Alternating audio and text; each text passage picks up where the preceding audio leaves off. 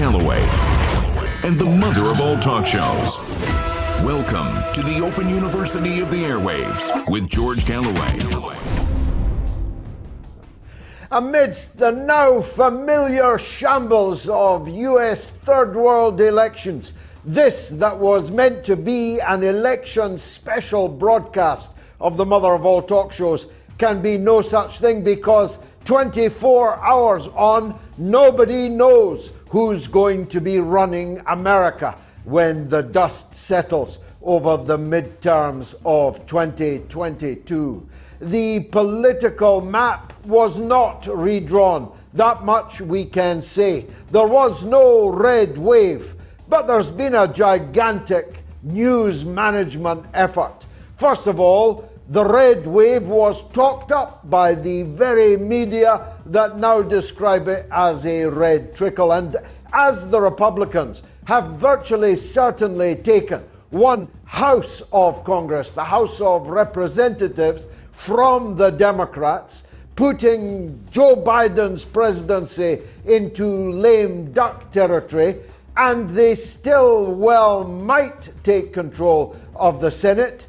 It's not clear why that's not a good night for the Republicans and a disastrous night for the Democrats.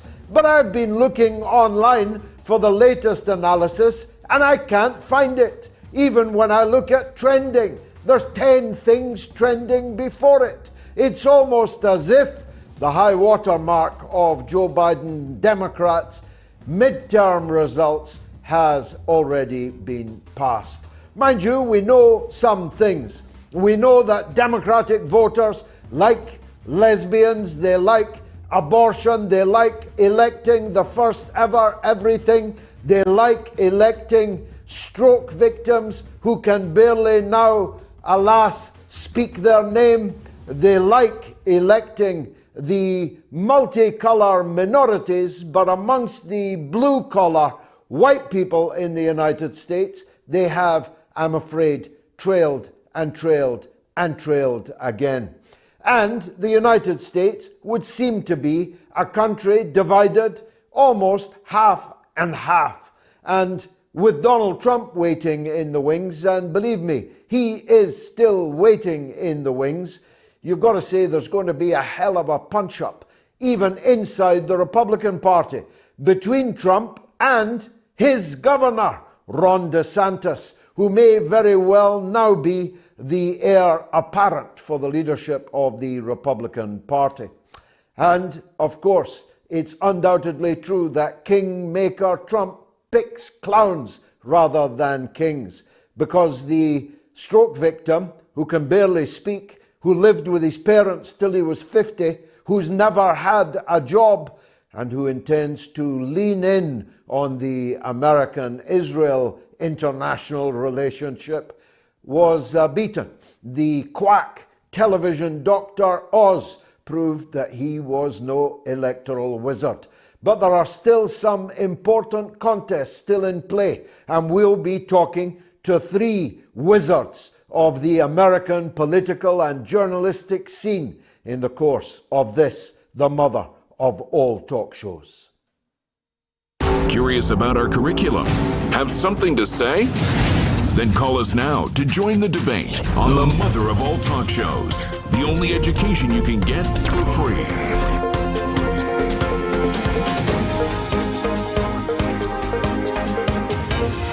George Galloway, the mother of all talk shows. With George Galloway, the world is our classroom, and you're welcome to sit in and join the seminar. And this first hour of the show is brought to you, as always, by my good friend Ravi and his company, 220km.com. Please check them out on their website. If you think I'm looking at least 20 minutes younger than I did a few weeks ago, it's down to Ravi's Cosmetics, and I've got my order in for his foodstuffs, which are as pure as the stuff that my wife puts every day now. Every night, actually. I lie in bed getting coated in Ravi's material. It's really fantastic stuff, I've got to tell you. Thanks, Ravi, for the sponsorship. Now, the elections have come and gone, but we are no wiser.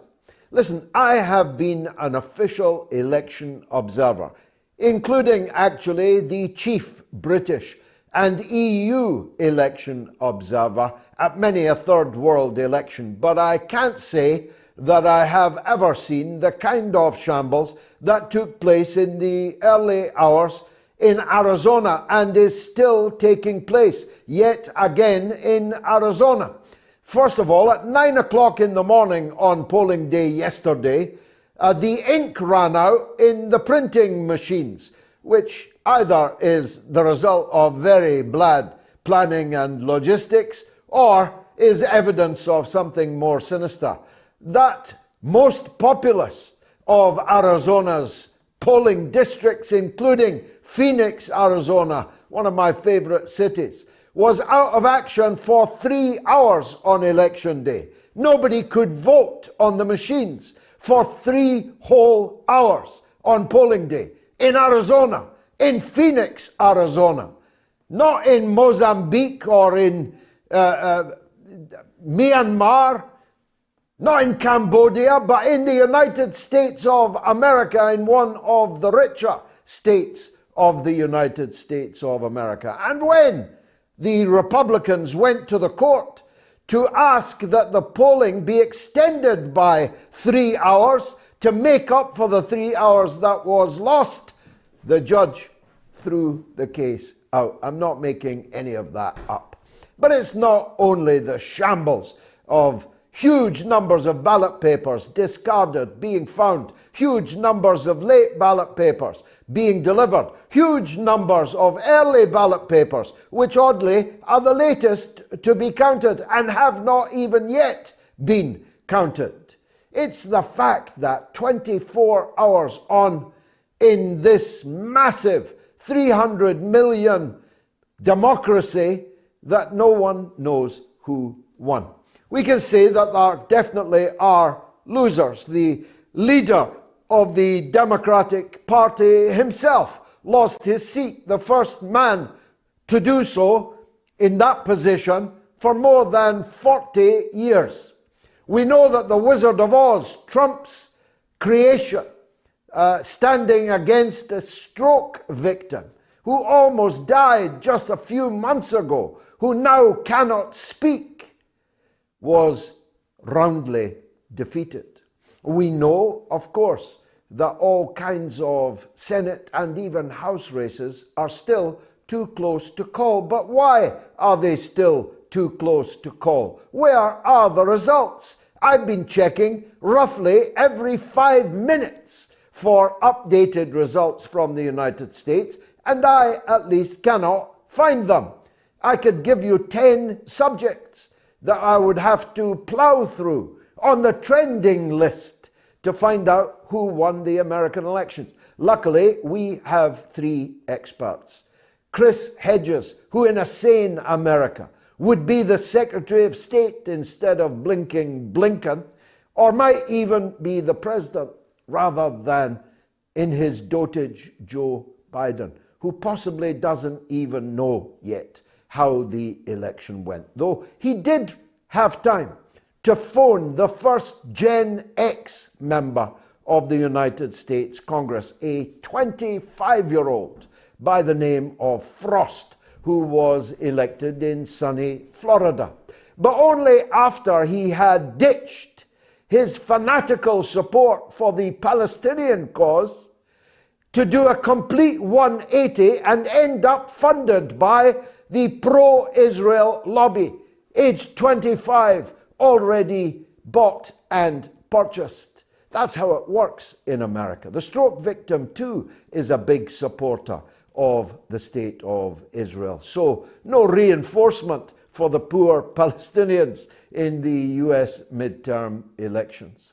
We know that Ron DeSantis and the Republican Party in Florida had a smashing victory. By more than almost 20 points, DeSantis crushed his Democratic challenger. And if it wasn't for his somewhat reedy voice, the picture of him as a young, thrusting governor with a beautiful young wife and 3 beautiful young children, he'd be the identikit candidate that you would look for to run for the Republicans in the elections in 24. After all, he is the undisputed king, or is he, of the state of Florida. And Florida used to be a swing state, though now it is a red fortress. There's another guy that caught my eye, J.D. Vance, a novelist in the north of the country, the author of the Hillbilly trilogy. He seems like a likely lad. That wouldn't half be a magic ticket, DeSantis and J.D. Vance. I think that they might win, Ohio being itself formerly a swing state. But I'm getting ahead of myself because Trump isn't over yet. If the Republicans, as I predict they will, end up controlling 2 out of 3 of the seats of power in the United States, the House and the Senate, albeit perhaps after a runoff in the state of Georgia again for the second time in a row, then Trump will say, well, it was me what done it. For all the propaganda that's been flying around, the Republicans will have won a significant victory, albeit not by as big a margin as the pro-Democrat media predicted that they would, with news management skills to make Alistair Campbell and Tony Blair blush. They now claim that losing both the House and the Senate by just a small number would be something of a triumph for Biden in his dotage. I don't think that Trump is finished, and we've got a poll on it tonight. Will Donald Trump be US president in 2024? Though I've got to tell you, Donald, I know you're a regular viewer, is not that great for you. The last time I looked, you were still ahead, but only very narrowly. It might well be that the torch has passed, and to your own governor. Now, in a statement made by, or at least attributed to Trump yesterday, I haven't actually seen his lips move and heard him say it, he says that DeSantis better not run in 2024, or he'll be telling us all things that he, and only he, except perhaps his wife, he darkly added, could tell you. Now, given that that's a kind of mafia statement, that might be just par for the course on Donald Trump's game. Or it might be that it foreshadows an almighty battle between the two Floridians in the race to be the Republican Party nominee. And in that race, right at this moment, I'm not sure, Donald, that you would win. But you never know. Politics is a dynamic game, and you change the kinetic energy just by entering a race and letting the chips fall as they will. We'll be talking, as I say, at length about the United States elections and what they mean for the rest of the world to 3 experts. So let me now segue to some other matters. In Britain, a man called Rashid Sunak has become the Prime Minister of the United Kingdom. As Joe Biden put it, go figure. Go figure indeed. Rashid Sunak won only because everybody else dropped out. And everybody else dropped out because they were afraid that Boris Johnson coming back, this time as Mr. Nice Guy, would be just too awful to contemplate. And so Sunak, without a vote being cast by anybody for him, became the British Prime Minister. He said he was going to set things back to right, especially on the honesty and integrity fronts. But in the shortest ever cabinet tenure, Sir Gavin Williamson, don't tell him your name, Pike, is out before most people even knew that he was back in. And the reason why is that he was sending obscene, threatening mafia texts to his own chief whip. Now, I've dealt with chief whips. In fact, I dealt with one of them, Nick Brown, who's been mysteriously suspended from the Labour Party for 7 whole weeks now without anyone being told why he's been suspended and what it is he's supposed to have done. Now, he was never mean to me. On the contrary, he attended our wedding, as a matter of fact, when I was no longer a Labour MP, but a Labour opponent. But he still came to our wedding. I like him, more than like him. But I would never, even when he was my whip, have dreamt of sending him a threatening text. I wouldn't have sent anyone a threatening text, but the last person in the world I would have threatened would have been the chief whip. But that's what Sir Gavin did. Now, I've been on his case, as regular viewers will know, for a very long time, ever since he was a furniture salesman who caused the end of the furniture selling career of a young married woman of his acquaintance. I've been on his case ever since that day.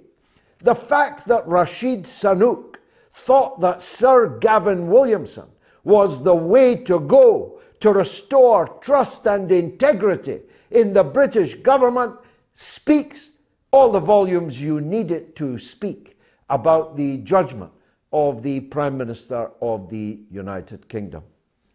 But it was called into question again over the Coca-Cola COP. That's right, the COP Environment Conference in military dictatorship Egypt, in the fleshpot of Sharm el-Sheikh, is being sponsored by Coca-Cola, which produces 120 billion plastic bottles every single year and is one of the greatest pollutants on the earth. A long way behind the US military, but still a gigantic polluter. But hey, it's sponsoring yet another annual freebie at which 300 private jets fly to an environment conference to outdo each other in a contest as to who could be the most green, the most woke, the biggest quack, and to hand over their own countries, desperately short public money, to other countries. And Rashid Sunak didn't let us down in that regard. Despite the fact that half of Britain is scared to switch on their heating on this November evening, he handed over 15 billion British taxpayers' pounds to other countries so that they could go green. Just as we're all going round, me included, cutting down trees for firewood to keep our families warm. He's handing over the dosh. And this a conference that he had earlier announced he was not going to attend. And one last, because I could go on, one last piece of doubt I want to sow about Rashid Sunak is this. We have a Royal Navy, our senior service, which thinks nothing at the drop of a baton of sailing its warships thousands of miles away in other people's waters, in the South China Sea, in the Straits of Taiwan, in the Indo-Pacific, like a latter-day Gilbert and Sullivan flotilla. There they can be found. And yet they cannot be found in the English Channel, where hundreds, sometimes thousands of people every single day are arriving on the beaches of the south of England as illegal migrants, whereafter they are whisked away to increasingly every hotel in Britain, except the 5-star ones in Grosvenor, in Mayfair. But everywhere else, hotels are being wholly booked out. Wedding parties are being cancelled. Brides and grooms are told there's no room at the inn. because at £85 per night per person, we are housing thousands upon thousands upon thousands, 80,000 at the last count, of refugees, except most of them are not conceivably, cannot as a matter of definition be refugees, because half of them are Albanian citizens. Albania, a candidate member of the EU, a candidate member of NATO, a fully owned and controlled EU and NATO protectorate, hasn't been at war since 1945. And there cannot be any repression there because, hey, they're close friends of ours. So, by definition, half of the people arriving on the beaches should have been driven to the airport and flown back to Albania. Instead, they are filling the hotels of England and Wales and no doubt further beyond soon. But no sign of Sunak anytime soon, sailing to the rescue in that regard. I promise you there's very much more where all this came from. Fasten your seatbelts. It's going to be a bumpy night, as apparently Betty Davis once said.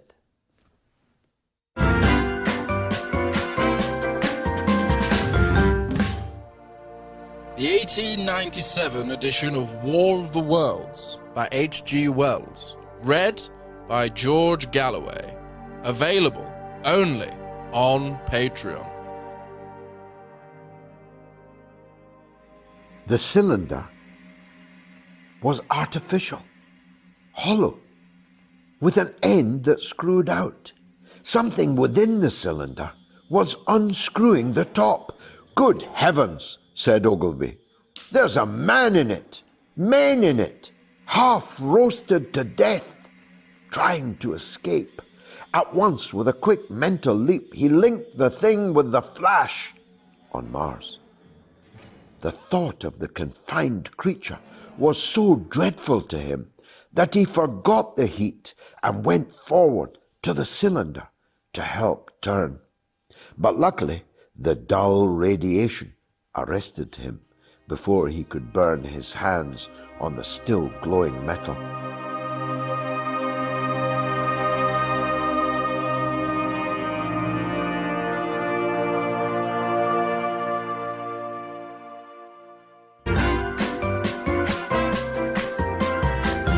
You are listening to the mother of all talk shows with George Galloway.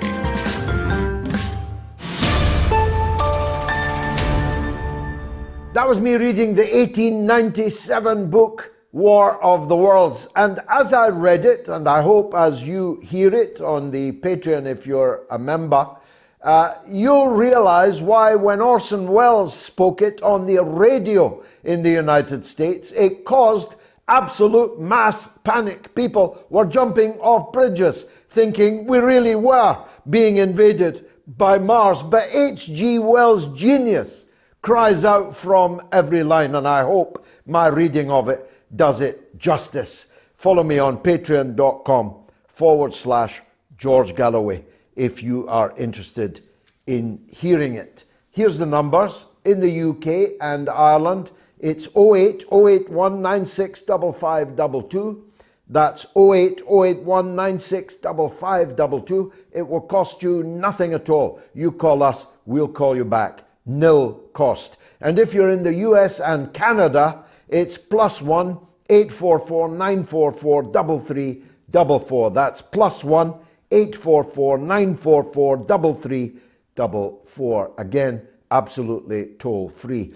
And if you're anywhere else in the world, is there anywhere else in the world other than the United States, Canada, Britain and Ireland? Sometimes I wonder.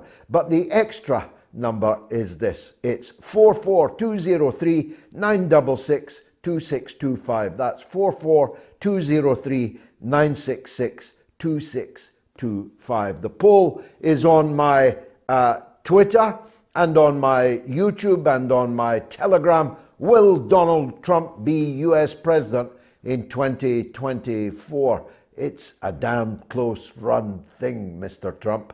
Well, our next guest might as well answer that question first. He is the one and only Cruse Hedges, journalist, writer, and activist, scholar and gentleman, I should add. Cruse Hedges, welcome back to the show. Let me run that question past you. In the light of the last 24 hours, will Donald Trump be the US president in 2024? I think it's likely that it'll be Trump or DeSantis or somebody who is Trump-like. This election, which the Democrats are desperately trying to paint as a victory, and they use that word only because they weren't shellacked or beaten to the extent that they expected to be. They still, it appears, have lost control of the House of Representatives. That should cripple Biden's administration, which has been pretty much locked in paralysis anyway since Biden took office. There's a deep discontent within the body politic between the two ruling parties. The Democratic Party is essentially fused now with the establishment Republican Party. That's how you have figures like Robert Reich, who's supposedly a liberal pundit, calling for Liz Cheney to run for president. Liz Cheney campaigning for Democrats. But things are disintegrating. It's too early. It's 2 years away. It's too early to tell. Trump does appear poised to announce a run. But whether it is or isn't Trump, I think it's pretty certain, or it will be very likely, that it will be somebody who embraces Trump's politics on the far right that has a pretty good shot of becoming president. There's far right and there's far right, isn't there? Donald Trump's in many respects far right, but in a maverick populist kind of way. And there's far right in the DeSantis way, which is much more of an orthodox neocon foreign policy, neoliberal economic policy, and no populism really at all. Yeah. Well, I mean, Trump was kind of all over the map in a lot of ways, which wasn't necessarily a bad thing. He said truths that were not spoken before by the political establishment, calling, for instance, the invasion of Iraq a big fat mistake, which of course it was. He didn't start any wars. He actually negotiated. That's a rather sane policy, something the Democrats don't want to do with Russia. Indeed, you know, they're trying to, if they lose the House, which appears likely, they're talking about pushing through another $50 billion bill to fund this endless war, proxy war in Ukraine. But yes, I think there's a kind of discipline to the figures like DeSantis, which in some, to my mind anyway, make political figures like DeSantis more frightening than Trump. I'm glad without any collusion, to use a word, we reached the same conclusion about the outcome of the elections, because I've been operating in the dark, as it were, thousands of miles away, relying on social media for updates, of which there are precious few over the last few hours. But it seemed clear to me that there had been an almighty news management effort made to talk up what the Republican result would be and then talk down what the result actually was. Well, yes. I mean, if you listen to CNN, I wouldn't recommend it. They're describing this as a victory for Biden. Well, if you lose the House, exactly how is that a victory?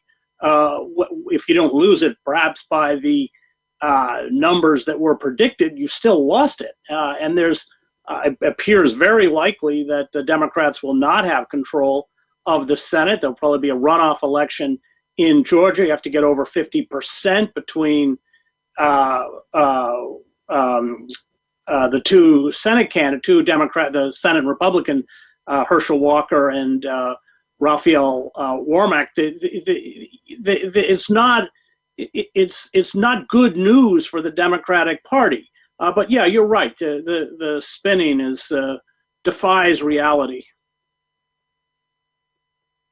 Now, who's who in the Democrats now? Pelosi goes after I don't know how many decades in the Congress. Who should we look out for, Chris, in the Democratic Party? Not that they'll be much better than her, but at least give us a hint as to what their names will be. Well, Pelosi and Schumer she'll become the minority leader, which she was before. The power of Pelosi and Schumer is that they control the money. And that's how they bring AOC and the quote-unquote progressive wing of the Democratic Party to heel. Remember, the 30 members signed a letter calling for negotiations with Moscow, which they had to very hastily retract and apologize for. And that lock on money, that decision of which campaigns to fund, which not, the sums that have been poured into this election defy belief, especially in states like Georgia. They still have that. That is where their power lies, and that's not going to go away. So Schumer and Pelosi may end up becoming minority leaders, but they have a kind of death grip on the party. So no new blood. I mean, they won't take losing for an answer. They won't step down to spend more time with their families or other people's families. No, we saw that after the election of Trump. These people just don't go away, and they don't go away because they are the water carriers for the large corporations and Wall Street. The Democratic Party doesn't function as a real political party. The base doesn't have any real say. Even the Labor Party is more democratic than the Democratic Party. At least there was an upsurge around Jeremy Corbyn. The Blairites within the party, of course, decapitated Corbyn and all of his supporters. But such a groundswell just couldn't even exist. I mean, you had the Democratic National Committee working against the candidacy of Bernie Sanders in his 2 runs.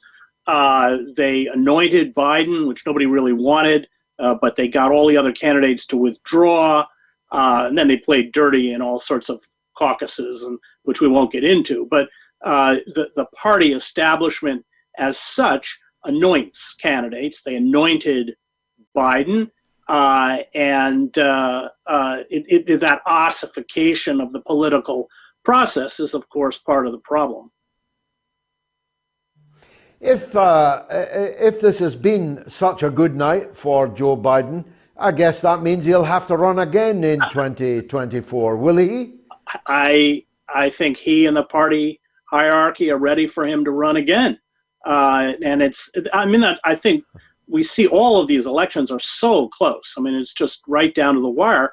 And I think what that really illustrates is a kind of disenfranchisement among the voters. So let's not forget that on most of the substantial issues, wholesale surveillance, war, trade deals, militarized police, the largest prison system in the world, the predatory capitalism that has deindustrialized the country, there's no daylight between the Republicans and the Democrats. They'll fight over cultural issues.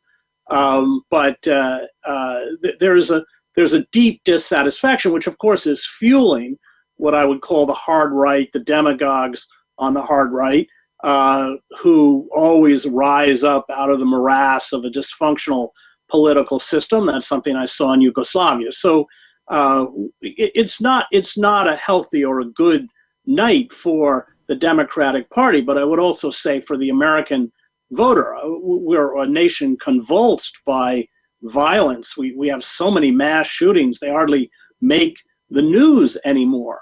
And we are edging closer and closer towards political assassination. There were several attempts, including the break-in at Nancy Pelosi's house and the attack on her husband. We can all go back all the way to the pipe bombs that were mailed to Democratic Party candidates. We have far-right Republican candidates using the language of violence, not only against Democrats, but people who are not considered loyal Trump supporters or Republicans in name only, rhinos, they call them, The rhetoric, which again for me has echoes of Yugoslavia, coupled with the social disintegration, coupled with the easy access to assault weapons, and the kind of very lax, almost non-existent gun control, it just doesn't bode well for where we're headed. We're not being hit like you are with the same kind of level of inflation and the increase in terms of energy prices, but we are being hit. And unlike the UK, for instance, we have privatized healthcare. So even people with insurance, I think 1 million people a year go into bankruptcy. It's just there's no real social safety net at all within the United States. So when you fall, you fall right down to the bottom. So we're headed for an extremely difficult period within the United States. This will further the kind of paralysis within the legislative body, and already has been paralysis virtually for the last 2 years under the Biden administration. This will make it worse, and this will exacerbate the kind of political rage, the social rage that has been born out of the wreckage of neoliberalism and social inequality and permanent war. I mean, let's be clear. The half of all discretionary spending in the United States goes into the war industry. That brings me really to my final question. If we can accept as a working hypothesis, maybe some weeks or months before we know, that the Republicans control Congress and Joe Biden remains more or less compos mentis in the White House, what does that mean for the world, Chris? What will change, if anything, in America's role in the world? Not much, because both in terms of trade policy and in terms of permanent war, that's a bipartisan effort. So George W. Bush may have started the wars in Iraq and Afghanistan, but the Obama administration was quite happy to perpetuate and fund them. In terms of sort of those aspects of American policy, i.e. war, military adventurism, and of course the kind of antagonism of China, which is as frightening as the antagonism of Russia, coupled with global corporate power, these are bipartisan efforts. I mean, we have in the United States a kind of system of legalized bribery, in essence, where it costs staggering sums to even get into the House of Representatives, and then once there, the lobbyists who put you in office essentially write the legislation, and that again is bipartisan. That is as true for Democrats as it is for Republicans. The Fetterman, the Democrats spent $100 million electing Fetterman. Right. And the job has a salary of $95,000. Right. It must have been very important. Well, that's, and I think they have to spend that kind of money because so much of the electorate is disillusioned, apathetic, frustrated, even angry. So I don't know what the final tally for these midterms will be, but we're talking, of course, in the billions of dollars. I mean, Hillary Clinton's presidential campaign alone cost $1 billion. And that's because it's very hard to gin up any kind of enthusiasm for any of these candidates. Wow. $1 billion baby, yeah. Hillary Clinton. How's your book doing, Chris? I've just had it delivered. I haven't started it yet. Good. Tell us about your latest book. The Greatest Evil is War. I was a war correspondent, and it's even when I reread the final draft before publication was kind of a gut punch. But it's what war does, and of course, much of my frustration over the cheerleading for Ukraine harkens back to the cheerleading for the war in Iraq. It's all these people who are celebrating industrial violence without knowing what it is or knowing the cost. I find the whole Ukraine policy very cynical. We're going to destroy Ukraine and let Ukrainians bleed to death in kind of rivers of blood so we can degrade Putin. And then when it's all over, we'll walk away just as we did in Afghanistan, Iraq, and everywhere else. Best of luck with it. Not that you need it. It's even the cover is a gut punch, as you say. Chris Hedges, thanks for joining us on the mother of all talk shows. Much obliged to you. Will Donald Trump be US President in 2024? On Twitter, yes, 51. No, 49. On YouTube, yes, 60. No, 40. And on Telegram, yes, 51. No, 49. Not looking that great for you, Donny. Now, coming up after 10, we have Nick Cruse, who is an absolute revelation, I've got to tell you. He runs a site called Socialist MMA. And my goodness, is he a bruiser and a fighter and all for the right things. He's coming up after 10. Of course, you can support the project to bring yet another MOATS during the week. We'll not go directly to 5 nights a week, but we will, if we can, go to 3 nights a week, Wednesday, Friday and Sunday. If you want to see a Friday night MOATS, then please support us on the Super Chat if you can. That's on YouTube, if you're watching on YouTube. And if you are, make sure you subscribe to my channel and also like the show, please. It does help me with Mr. Algorithm. You just go to the Super Chat mechanism and make a donation. If you're not on YouTube, then please give on our website, which is moats.tv. And you can find the donation button very, very easily there. Let me take a quick break.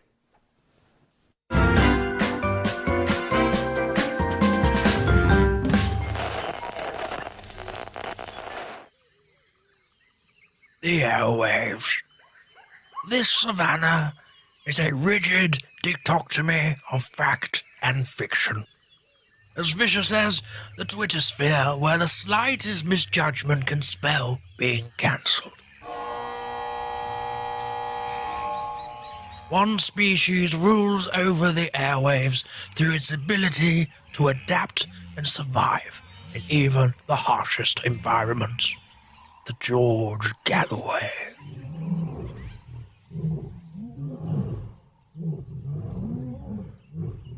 The top cat in these parts, it is mostly active on Sunday evenings in Britain and mid-afternoon in the United States.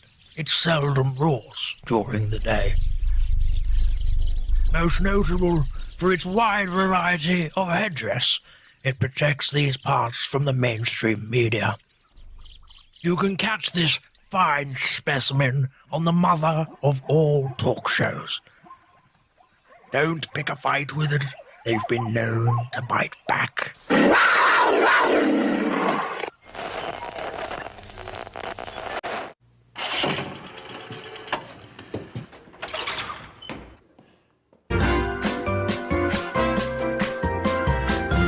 You are listening to the mother of all talk shows with George Galloway.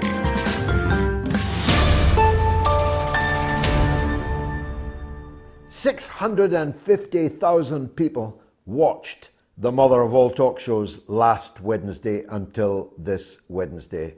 The Wednesday shows have been a tremendous success. I knew they would be because the no-budget Galloway show, just made by my wife and me, were doing so very well. But the midweek MOATS has really taken off. And remember that they could not happen without our sponsor. So please go to 220km.com and check out the wares of my good friend Ravi, who sponsors the first hour of the midweek MOATS every single week. Here's the numbers I need you to call. If we're going to call you back, you need to call us. It's 08081965522 in the UK and Ireland. In the US, it's +1 844 944 3344. It's free in both places. It's not free if you're elsewhere, I think, but the number is 44203 966 2625. But it won't cost you much because you call us and we'll call you back. This is a good time to get your calls in now. Now, on Monday night, we had our very first mother of all talk show roadshows. It was in Stockport in Greater Manchester. The next one will be in January, maybe February, in Sunderland. Not many of you have been to Sunderland, but you should go and maybe even take in a football match. They're a very, very great watch, especially this season. The mother of all talk shows, Roadshow, packed them in. It sold out 7 whole weeks before the show. As a matter of fact, we should have done 2 nights, because even on the night, we had people turning up looking to get in, even though it was long sold out. It starred, well, me really, but as you'll see in this clip from it, my children also played a role. Unwitting to me, they took to the stage, I don't know, like fish to water. Take a look at how it was. That's me!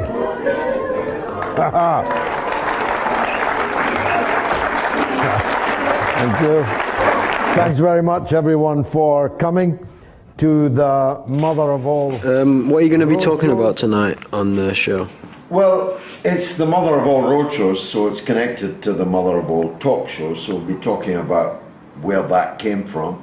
It's the best part of 20 years now it's been running, but for the last 184 editions, it's been on television rather than on radio, and going from strength to strength. 640 million views, which is, I mean, totally phenomenal. Thank you very much. But of course, I'll talk about my life, how I got here from the boy born in an attic in a slum in Dundee. The boy that got turned away from the poor children's holiday because I didn't have gym shoes. I'm not making that up. And how I became whatever it is I've become. And then, of course, I'll be taking questions. So I can't predict. Anyone can ask anything that they like, and I'll do my best to answer it. All my children are here. Well, not all of them. 3 of my 6 children are here, and they'll be filming and conducting interviews and so on, or even photobombing me as my youngest daughter, no, my middle daughter, Orla Dean, George Galloway, has just done. It was on TalkSport, and then it was on WBAI. So the mother of all talk shows was a New York radio show for a time. Every single week, women would call the show and say, I don't have a question for you, Mr. Galloway, but could you just say the word murder? And I'd put on my best Taggart accent and lean forward to the microphone and say, murder. And they would giggle and run away, and that was it. In fact, Winston Churchill was Prime Minister when I was born. Don't tell the wife, she thinks I'm 45. But Churchill was the Prime Minister. I was born into an Irish enclave or ghetto or slum. I have, you know, some bad childhood memories that I suspect will be revisited on many families this winter. I recall very, very well, with only me and my sister in the house, a man coming to the door to cut off the electricity. I can remember his agonizing, even though I was a kid, and then his announcement that he wasn't going to cut the electric off and leave 2 children in the cold. But that's going to be a reality for many, many people in this winter that has already begun. Good evening, guys. How are you? You're a listener of the show. Yeah. How long have you been? Only about 6 months, but I know George Galloway. But yeah. For some reason, I only just came across his YouTube channel. And that was one of the reasons why I was on YouTube, actually. I was trying to find out what his take was on the world that's happening. And then we found the show. and we went back and watched all the show. Really? Now we don't stop. I like Scott Ritter. Yeah, he's like one of the best guys. And I can't remember her name. There's this lady that used to come on. She used to be on IT America. Yeah, Rachel. Rachel. Yeah. Great. Gonzalo Lira gave us a little bit of a shock. How can I forget him? Yes. So, you know, when George highlighted like Gonzalo's apparent disappearance at the time, everyone was dead worried. You tune in to see what's happening with Gonzalo. So we love the show. We're huge supporters of George. We'd vote for him. We voted for him in the past, you know. Labour, respect. What, in Manchester? Yeah.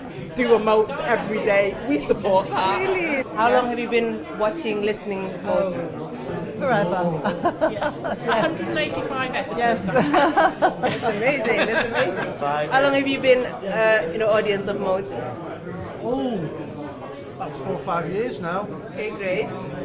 But you don't call into the show? Oh, I do, yeah. Have you called in? Quite a lot. I'm Wayne from Cheshire. Wayne from Cheshire? Wow. It's Robert. It's nice to meet you. In real life. Likewise. We've always had a large number of people who knew nothing. But now we've got a large number of people who think they know something. But that what they think they know is oftentimes the opposite of the truth.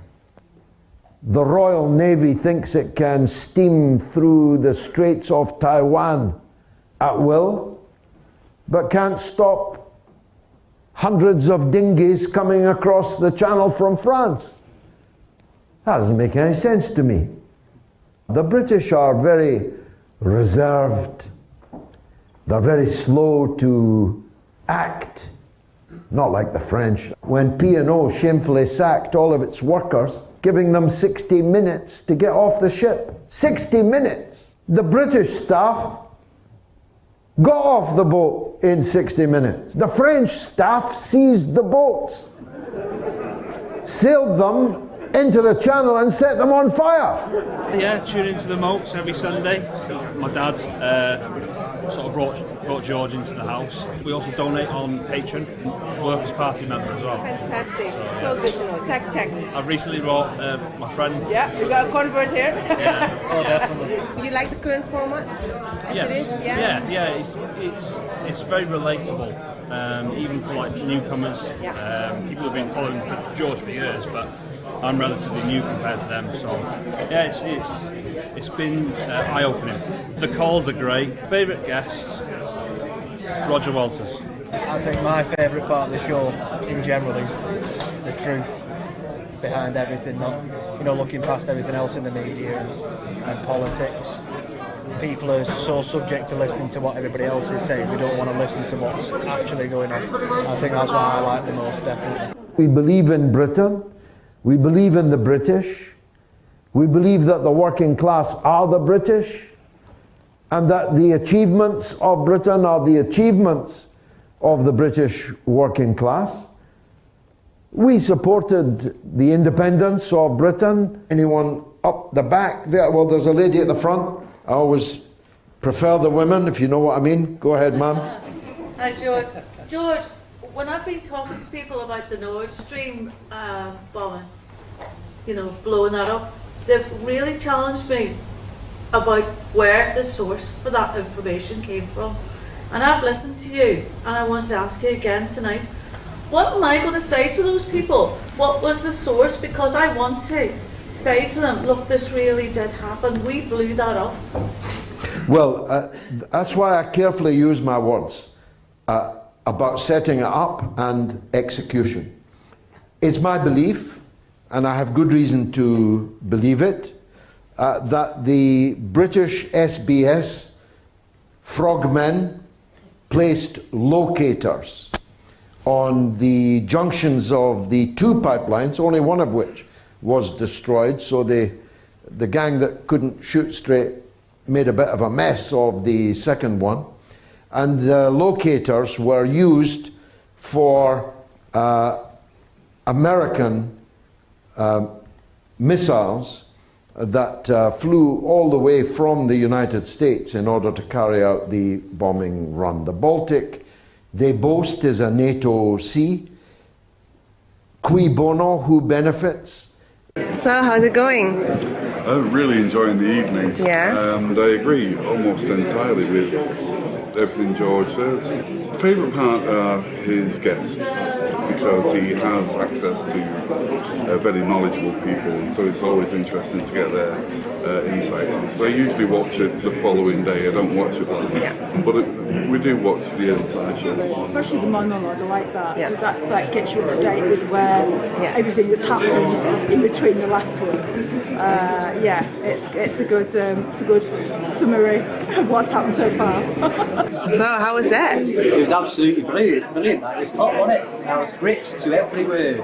I've listened to the MOATS every week. George came on my radar about 2010 when there was young person's question time, and he was on there saying they had 3 cheeks of the same ass, and I told it to all my friends and they started watching it. So I used to listen to talk radio ages ago when I was younger, and then listen to it. I've pretty much gone through every clip on YouTube of the talk radio stuff.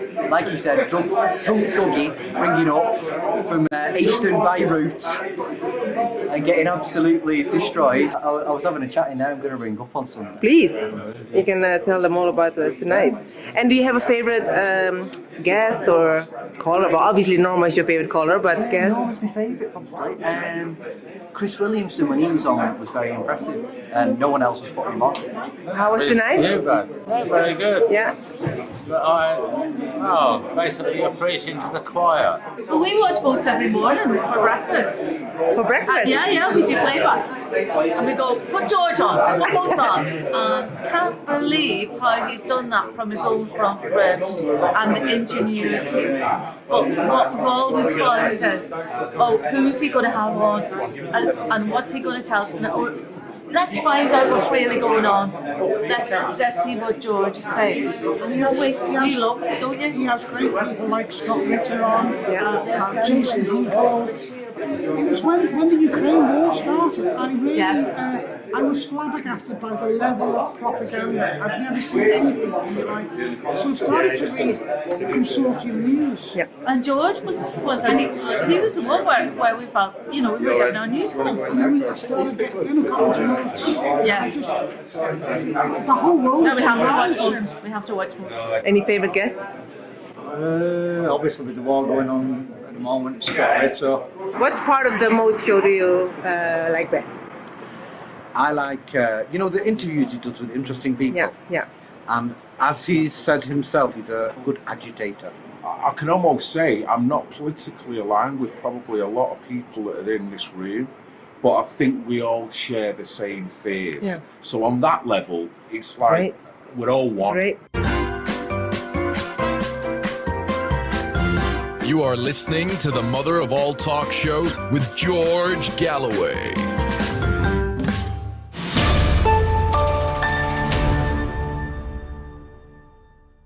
A big thanks to everyone who was there, and to Gayatri and my eldest son Zain and my youngest son Toran, who did helped her with the filming of that. I've just had my delivery from Ravi, my latest, a cacao peanut and maple pistachio, and the packaging alone is stunning, I must say. And of course, this first hour was brought to you by 220km. They are developing the most unique and nutrient-rich ingredients and cosmetics in the world while regenerating native ecosystems and healing the earth for future generations. These are nature's ingredients, simplified. Their secret is in the unique processing techniques used for nutrient retention through freeze drying and stone grinding, resulting in zero biomass waste. All products, including their cosmetic face and hair mask powders, are all natural and food grade, making them as safe for your body as the ingredients in their original form. Get creative in the kitchen, I will, with their variety of savoury or sweet ingredients, guaranteed to become a new staple in your pantry. Or treat yourself to their face and hair mask powders. Either way, these impactful ingredients have been developed to inspire change. Visit 220KMINC, that's 220KMinc.com to check out all their products. It's now available in Amazon Canada and will be available shortly in the US and UK marketplaces. Thanks, Ravi, once again for your sponsorship. In the second hour, we've got the one and only Nick Cruse. A very large number of people are eagerly anticipating his appearance. If you are amongst the significant number who've not yet been introduced to Nick's work, I got to tell you, you have got a treat in store. So stay tuned while I take a quick break.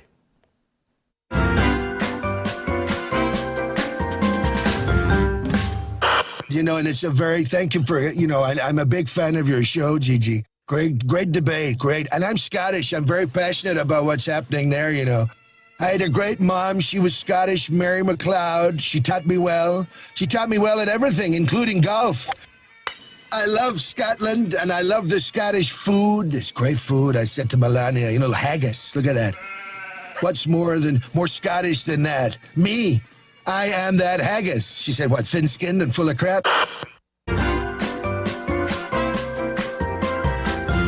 You are listening to the mother of all talk shows with George Galloway.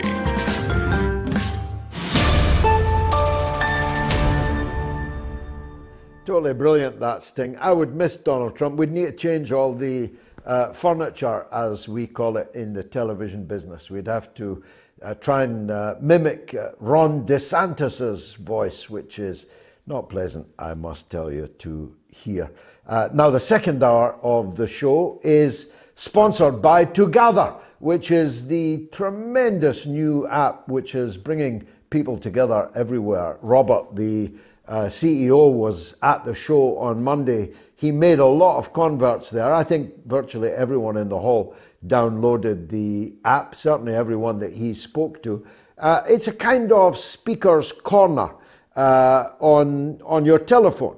Not only can you interact and debate with people everywhere in the world, if they want you to, you can know that there's 3 other people in your street also in the debate, and who maybe even think like you, or who would benefit from talking to by you. It is a phenomenal app. I myself am now using it, and I really hope every one of you will download it. More about it later.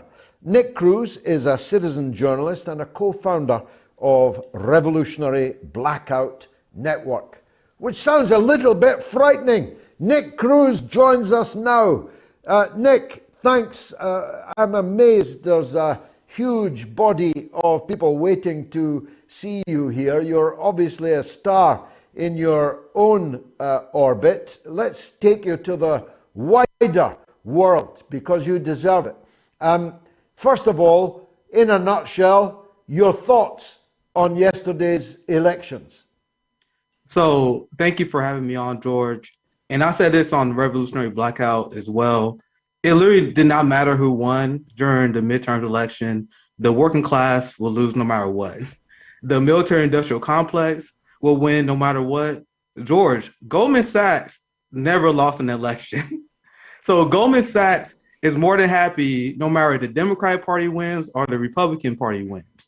And I'm going to share my thoughts on the midterms and the results. But I want to make it clear to you guys, if you're watching in the UK or other countries as well, the United States, we have no functioning democracy. Despite what you hear from Democratic Party operatives, where we're going to protect our democracy, we live in a capitalist dictatorship. What do you call a democracy, quote unquote, where you can predict the winner at around a 95% success rate, just simply based on who raised the most money? That is not a democracy. We do not have the ability to get working class, anti-establishment people to win in our quote unquote election. It's literally a competition between the capitalist bourgeoisie. And I'm gonna give you guys another example. In this election, you had George Soros, who spent $128 million on this election.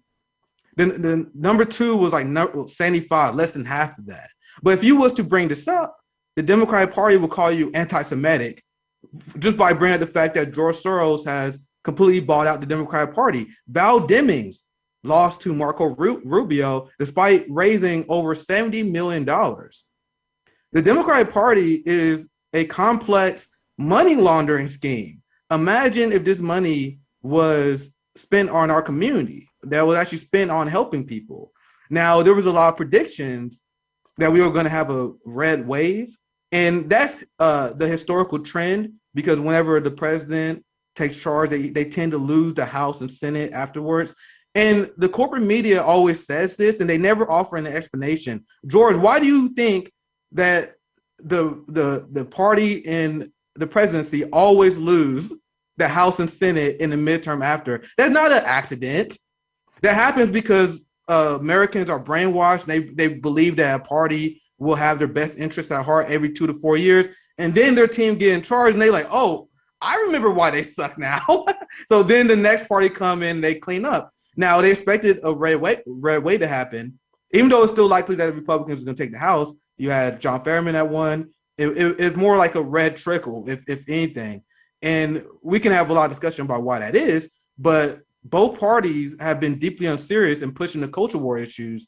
You had the Republican Party, all they had to do was shut up, to shut up and be normal, because Biden has been so horrific for everyday working class people. But they spend every waking second of every day talking about trans people in bathrooms, trans people in sports.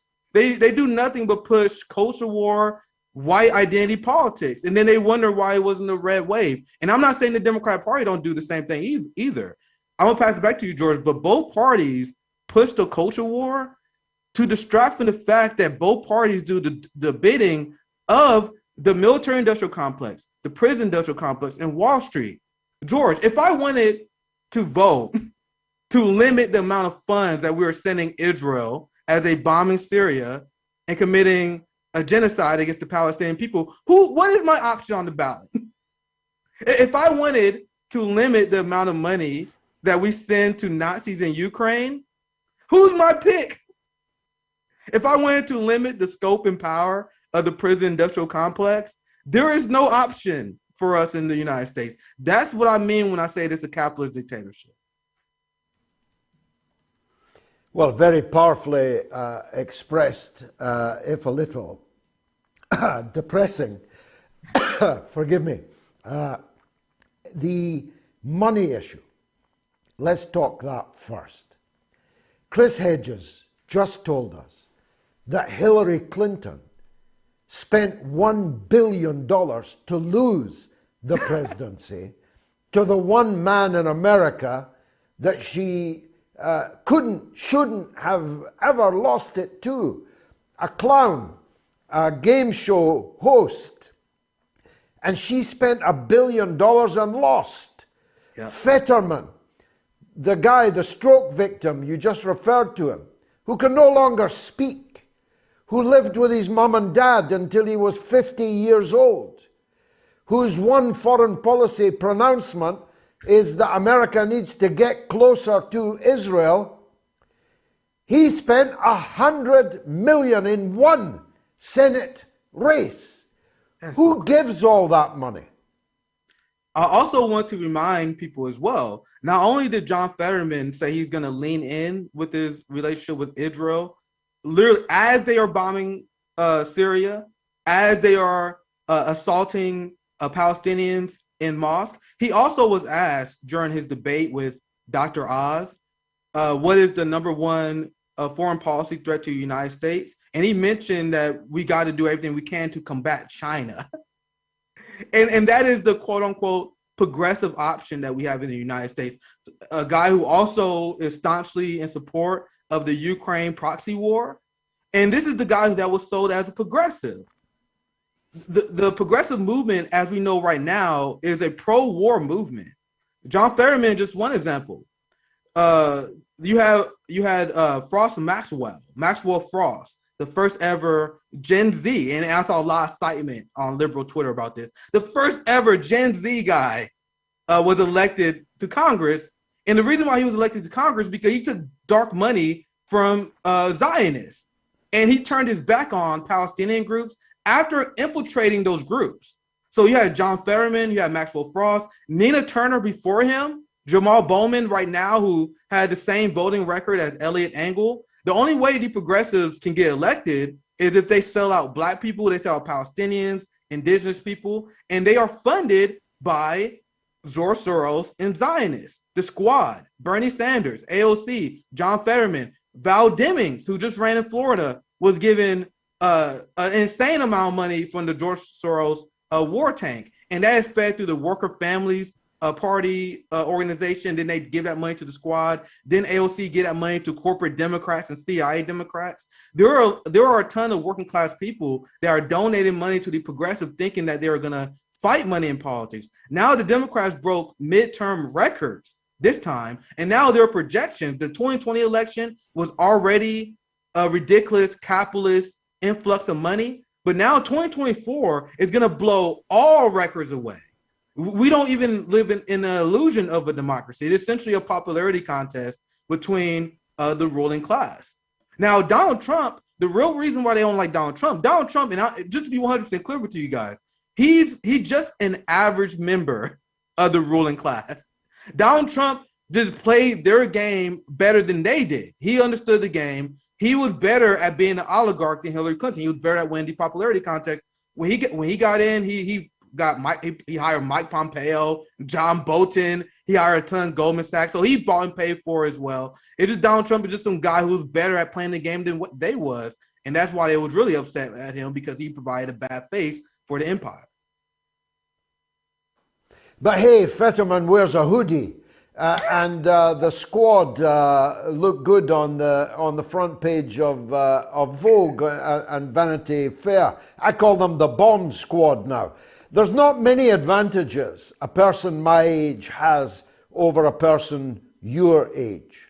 But one of them is this, that we were alive in the 1960s when in American politics we had Martin Luther King, we had Malcolm X, we had Jack Kennedy and Bobby Kennedy, we had McGovern, we had anti-war movement of millions, we had students for a democratic society, and we had revolution outside the Democratic Party convention in Chicago in 1968 and so on.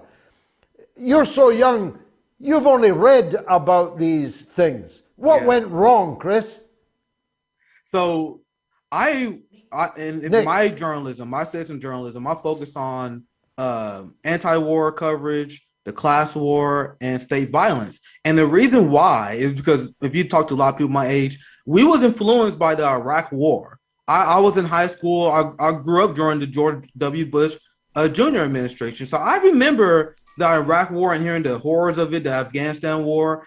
And that is what led my generation to be way more anti-war. You can see this across the line. We are way more anti-war, more principally anti-war than the older generations who lost their way. Unfortunately, Barack Obama did an amazing job at killing the anti-war movement. The same way that Joe Biden killed the Me Too movement, the same way that Joe Biden killed the immigration justice movement. The Democratic Party is where movements go to die.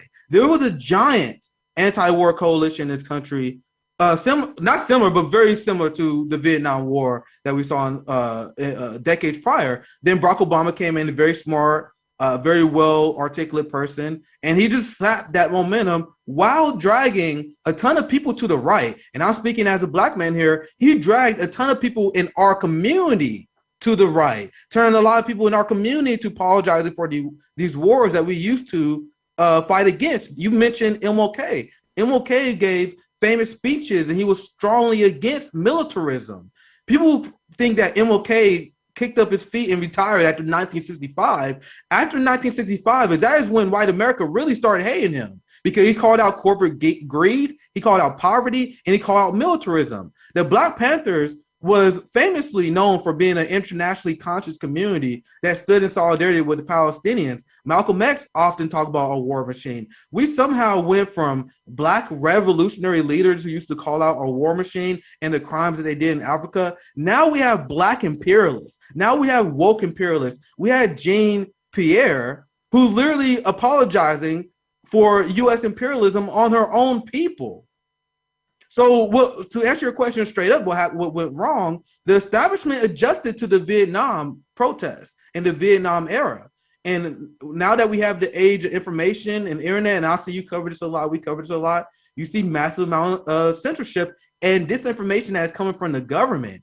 Now, if you call out a politician, and there have been a lot of the progressive frauds like Bernie Sanders, Jamal Bowman, Ilhan Omar, AOC, who recently been called out because their support for the war in Ukraine, and their response to us was essentially call us Putin puppets, you spreading Russian disinformation. That is how brainwashed people have become. They repeat the old school propaganda line that we questioning our military industrial complex. We must be a puppet for the enemy regime. What we need, and this is related to the midterms that just happened, I don't vote Democrat or Republican. If you are anti-war activist and you vote for Republicans and Democrats, you are deeply unserious, whether you know it or not. Both are pro-war parties. We need a anti-war third party coalition. I don't care if people I disagree with. The war machine and the prison industrial complex, which are connected, are so powerful. That needs to be the number one concern of workers, is to end that, because we do not benefit from the global empire. But anyway, George, I'll pass it back to you. How can that be done, Nick? What the famous question, what is to be done? I'm glad you asked this, because while I do bitch and complain about the problems of our society, I take pride in the fact that Revolutionary Blackout is actually a channel that leads the way in discussing solutions. There are a lot of nihilists in this space that just talk about the problems, but then when they are asked solutions, they end up just telling you to vote blue, trust a politician. No, we need to take power into our own hands. We have been educating people on mutual aid. And when I'm talking about building a third-party movement, I am talking about a movement. Studies show that you only need around 3 to 5% of the population to be on board with your message, and you can drive along a lot of people who are on the fence with you. And there will always be 30% of the population that's against you. Those are the people you defeat. So the path that we need to do right now, I don't know if you know this, George, but studies show that 50% of American voters want a third party option. It is there's no professional managerial class messengers on the left that are trying to make that happen. In fact, they are active agents to fear-mongering against third parties. So in my vision of change, third parties in America, it's hard for us to win, but we need to focus on taking care of our material needs while building up a anti-war movement, an anti-capitalist movement, a proletariat movement. So we need to focus on mutual aid. That is what Rome is doing with Tour for the Poor. That is what we're doing, launching RBN chapters all over this country, so we can separate ourselves from the capitalist system. Once we separate ourselves from the capitalist system by building mutual aid societies, we show up and build those mutual aid societies via third party. So when we do our food drives, whenever we show up and help people, we're letting people know that we showed up. You have a mutual aid party that show up, that are taking care of the people while the politicians is abandoning us. We build this movement, we get on the debate stage. All we need is 5%. A lot of people don't know that 5% in the third party gets you federal funding. 15% puts you on a national debate stage. Now, remember, 3% is all you really need historically to have massive social change. And then a lot of people, like, if you shut stuff down via general strike, there are a lot of people who are like, oh, just give them what they want, right? So you just need to build that momentum. If we had a third party to get 5% federal funding, running on popular ideas, economic populism while ending the war, that coalition is already here. We just need to put it together. Then if we get to 15%, we're talking about a real game changer where we had a third party candidate. What I would like to see a populist, anti-war third party candidate calling out neocons on both sides. And if you got 15% of the population, enough to get you on the debate stage, you're talking about serious coalition building power that the establishment have to acknowledge. And if they don't acknowledge and they continue to fight us and be anti-democratic, then we talk about general strikes. Then we talk about shutting society down. This is when we get into the topic that the boutique managerial class, a lot of people who are comfortable, they don't want to have the discussion because they don't want society shut down. But that is what we must do. And with the population and with the populace on our side, this is how you enact change. Now, George, everything I just described to you, this is a long process. Like, it's not easy. It takes a lot of revolutionary discipline, but that's why we need to get started right now.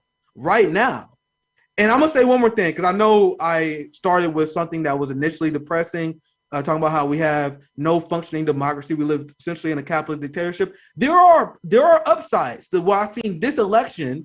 For example, I live in Missouri, a very red conservative state. We just legalized marijuana in Missouri. We also approved of an affordable housing project that will fund affordable housing up to $150 million. Also, in previous elections, we got Medicaid expansions. When it comes to direct democracy, that is our path to change, because the American people, the United States, is economically left. And if they are asked about policy ideas, they will vote in their own best interest. That's why in red state Missouri, they was able to have a Medicaid expansion. Now, George, could you imagine if we had a society where we would vote on Ukraine aid funding? Do you guys know how quickly the American people will shut that down? So there are upsides. I'll tell you what I fear. I could talk to you all night, but I can't because the clock is against me. Yeah. Here's my fear. Put this in your pipe and smoke it. This legalized marijuana will send all your revolutionaries to sleep, and that's its purpose. But hey, call me old-fashioned. You certainly ain't. Nick Cruse, thanks for joining us on the mother of all talk shows. Will Donald Trump be US president in 2024? You can still vote on it. And Donald is still ahead, but only just. There's a lot of DeSantis people clearly voting on this. Let me give you the phone numbers one last time. 08081965522 if you're in the UK or Ireland. If you're in the US or Canada, +1 844 944 3344. It's entirely free of charge. Let me take a quick break, and then it's calls all the way.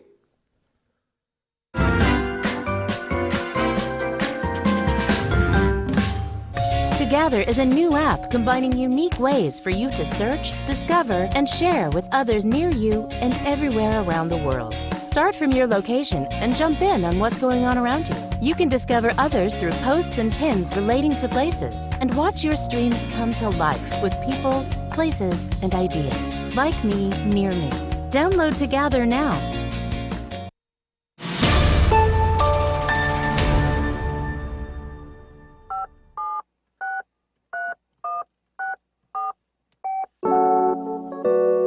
Tom says after independence we could choose the government we want. Tom, could you not have called me and argued that nonsense? Couldn't you? What's wrong with you, man? And Ben says, could Scotland actually do better autonomously?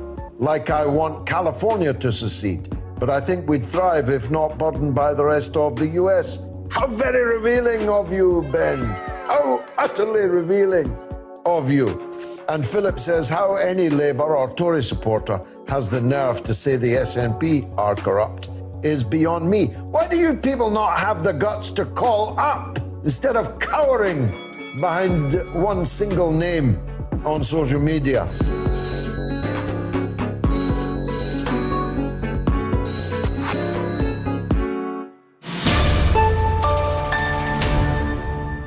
A reminder that this second hour is sponsored by Together, the new app, which with a twist, it's Twitter with a twist, and a very, very positive twist at that. Do check it out. I'm on it. Please join me there, Together. The Super Chat donations are going really well. Rob Junot is a Canadian, gives $6.99 Canadian dollars.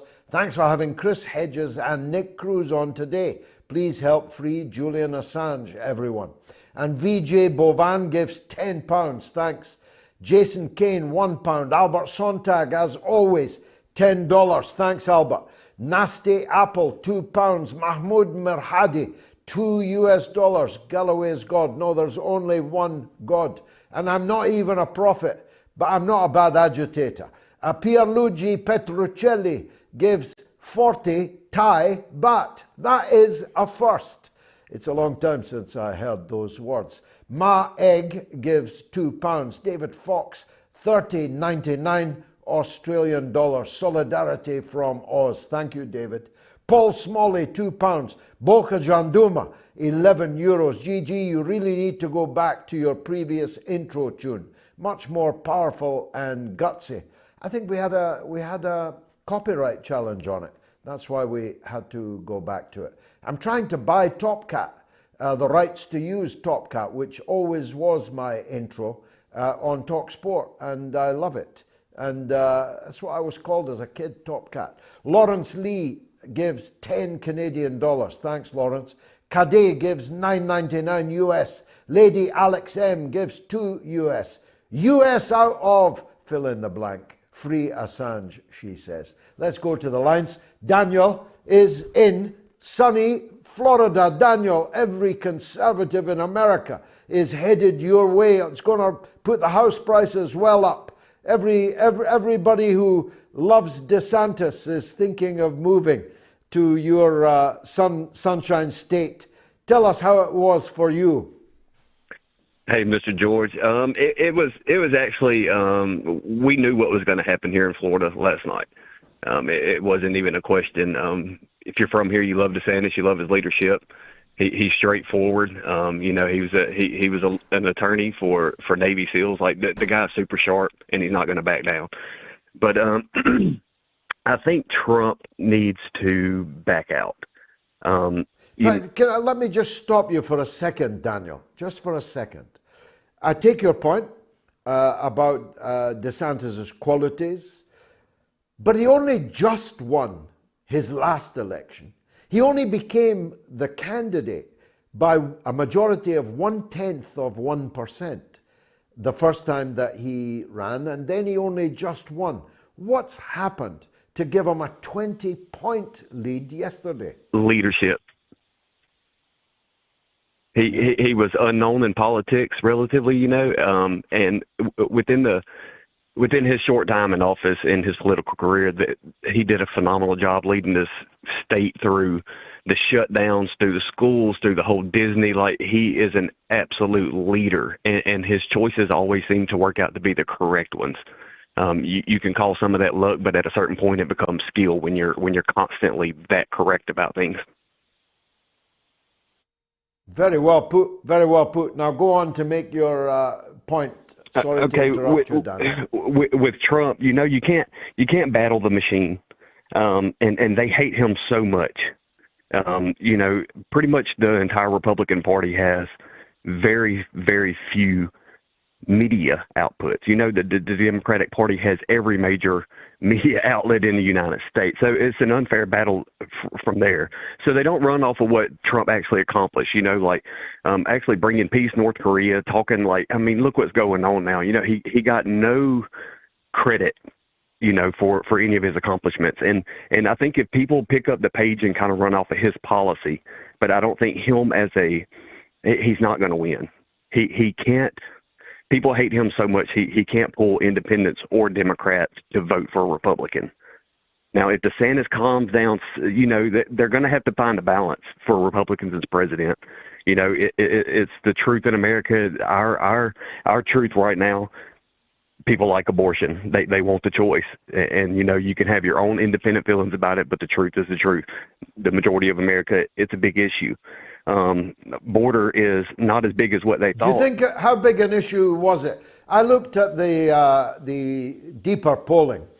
First of all, only 2% of people were voting on foreign policy. Very interesting.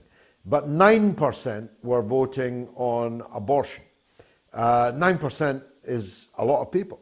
How big a role did it play, do you think, in the actual polling on the day? I don't think it actually, was that big of an issue. I think if people voted for their incumbents, And I think it's the Republicans got distracted. They can't sling mud and fight and get pulled into those, especially in debates. They're going to have to stay laser focused, be businesslike, and they're going to have a little bit more compromise in some of the issues that they find super important. But, you got half of America that feels the other way about the issue. So if you can't go in willing to, approach it with some type of compromise, you're not going to pull anybody to your side to vote for you. So people just went with their incumbents last night. They got policy, but they chose to argue, call names. It's got to stop. If the Republicans ever want to win again, it's got to stop. Everybody. What are these issues? What are these issues, Daniel? They are guns. The Republicans cannot compromise on that. On abortion, I speak as someone who hates abortion myself. The Republicans can't really compromise on that, although I think the Supreme Court decision was jolly bad timing for the midterms, because they've got this big super Christian evangelical base. There are other issues of identity politics. They are the more conservative of the two parties on these things. How much can they compromise on that?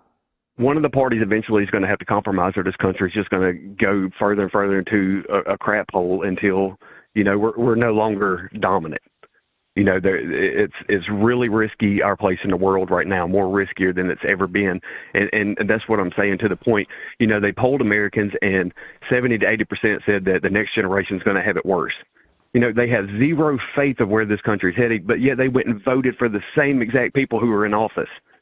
So it speaks to the point that Republicans didn't do a good enough job of staying on point, and explaining their policy. They got pulled into that back and forth mudslinging, and people, I think they just tuned it out and went and voted for who they normally vote for. It should have been a huge, massive wave. As bad as this country is, it should have been a massive red wave, because I think Republicans lost focus. Terrific call, Daniel. I don't agree with it all, but it was terrifically well expressed. Thanks for that.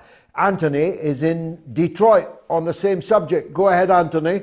Hey, George. Good evening. Well, the Democrats actually had a great night here in Michigan. Three top incumbents statewide, governor and attorney general and secretary of state, they all won re-election very well, and it's different, state by state. Abortion was on the ballot here as a ballot proposal, and it passed into our Constitution last night. So it definitely drove turnout here, and that's why I think they had a good night, the Democrats did here. But, that's terrible in my opinion, because I voted third party, but that's just like an endorsement of our governor, Gretchen Whitmer, who's did all the things that Cuomo did with the lockdowns and the nursing homes of COVID and all that, and then some. And it's just a terrible endorsement of that, from my opinion. But I understand why the result turned out that way, statewide. Very interesting. Now, can I press you? Feel free to refuse to answer. But when you say you voted third party, explain to the international audience, what does that mean in the U.S. context? Which third party? That means anything that's not Democrat or Republican, and that's what that means. I voted Green Party on most of them, even though I'm not a fan of the Green Party at this point. And I voted Working Class. It's just a party that exists in our state on one race. But then, that's third party. Very interesting. Anthony, thanks. I've got to press on because I've got another of your compatriots on the line. Jeff in Michigan. Go ahead, Jeff. Yes, George, first of all, congratulations on all that you have done. I saw you testify before the Senate. I saw you fight against the Iraq War. I'm very proud of what you did, and I'm so glad you're still on. Thank you. I wanted to mention still fighting. I won't fight you. That's for sure. There is a thing called promissory estoppel in American law. It's a term of equity, meaning just or fair, and it's an enforceable arrangement if you can prove that a promise was made which you reasonably relied upon to your detriment. So if the court finds, doesn't have to be written, it can be verbal. And so what I'm trying to do here, or I want to do, is educate the American people to the idea that their court of law, which includes a court of equity, they're joined in our jurisprudence. In England, as I understand it, the church dispenses equity and the king dispenses law. But in this case, if you prove that a promise was made which you reasonably relied upon, doesn't have to be in writing, to your detriment, so the promise to Gorbachev that NATO wouldn't move 1 inch. I'm just reemphasizing the idea that there is much to argue in the right for what Putin declared as his reluctant act, something he had to do to stop NATO advancement. And Americans should well understand this because we have the whole Western Hemisphere as our buffer. And we should all know that to get along in this world, you really want to think about treating others as you would like to be treated. That's why I find this well, evil. These are very beautiful ideas, Jeff, and beautifully expressed. I thank you for them. I personally believe that we don't live in a world of laws, that laws are lipstick, that are written on the uglier face of what society really is. I believe that this is, I'm afraid, a jungle, and that our rulers, I say rulers rather than leaders, few of them are genuine leaders, our rulers are behaving according to the laws of the jungle. They wrap it up, sure, they put bows on it for Christmas and special occasions, they speak in awe of things like democracy and rules-based order and all of that, but none of it adds up to a row of beans. They are, to coin a phrase of Donald Trump's just the other night, they're animals. They behave like animals. And the more they're pushed up against the wall, the more they see things going against them, their animal behavior becomes more and more savage. Hassan is in England, in West Yorkshire. Let me hear him. Go ahead, Hassan. Hi there. Good evening, George. How are you doing? I hope you're well. All good, thanks. Go ahead, sir. Yeah, so just as a disclaimer, first of all, I listen quite intently to your shows, and I really, I'm in large part in agreement with a lot of the conversations that you have and the contributors you have on. Just one thing that I slightly took issue with at the top of your show in the beginning, your beginning monologue, is, I think you were referencing Albanians in passing and kind of the issues that we're having right now with the quote-unquote migrant crisis, which I don't like to refer to myself. And I think you would be cognizant as anyone that some of the kind of rhetoric that you were alluding to sounded a little like Daily Mail rhetoric in this kind of reference. It came across to me that it was, it was a little, not hate mongering, but it was almost targeting people who are in most cases vulnerable people and marginalised people in society. I do say this as somebody. I do say this as somebody who works every day with immigration and asylum cases. I actually focus on the Middle East. I worked for 30 years with immigration and asylum cases, including in West Yorkshire. So you don't have anything to teach me about that. I want to ask you, first of all, what is vulnerable about the Albanian illegal immigrants that are arriving in dinghies in the south of England? In what way are they vulnerable? Well, well, first of all, I'm just making the point that, well, I just wanted to push back on one of the points you alluded to about the variable for being granted asylum is war and repression. That's not the only factor by which people are legally. What's the other one? Give me. These are the only. These are the only. So you tell me, maybe the law's changed since I left the legislature. What other than the fear of war, oppression, discrimination, etc., what are these new factors that qualify you as an asylum seeker? George, you just said you're well versed in immigration and asylum. So if I'm having to educate you now that, for example, trafficking is one of the largest claims by which people are, is one of the particular reasons which people can grant asylum. You think the Albanians arriving in dinghies are being trafficked? I never made that point specifically. I'm making the point that there are more variables by which people can legitimately claim asylum other than conflict and repression. Yeah, but that's not, look, unless you're saying that some of them are trafficked, then that tort falls, because as I see it, they're paying thousands of pounds to traffickers to traffic them across the channel to jump the immigration queue. I could give you thousands of people in the subcontinent, India, Pakistan, Bangladesh, with a far better claim to immigration into Britain than an Albanian who's got thousands of pounds to spend on a dinghy crossing from France.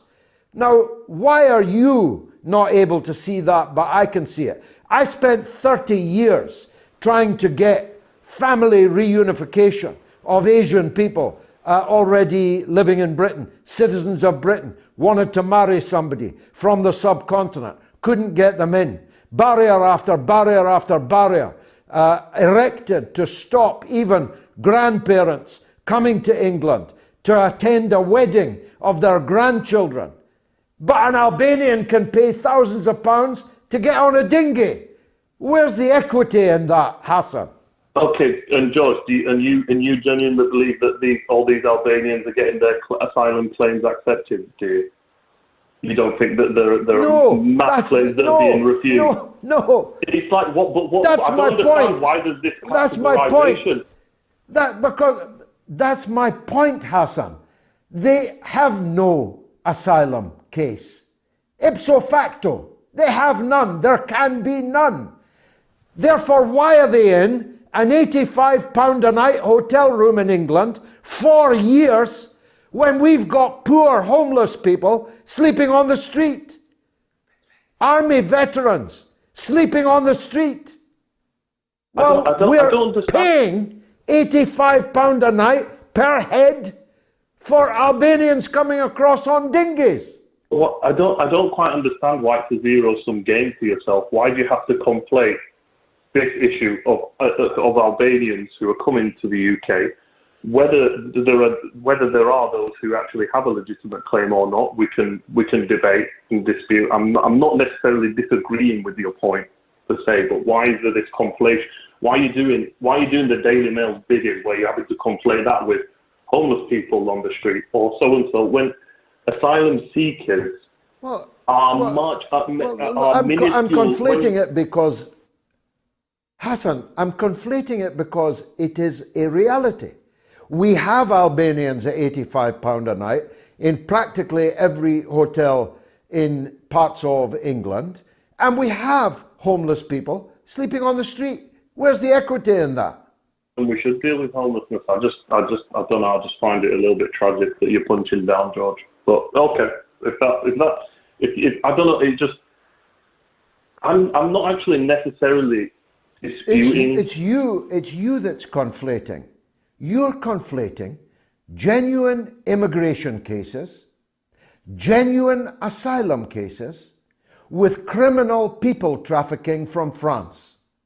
It's you that's conflating that. And here's why that is especially tragic, Hassan.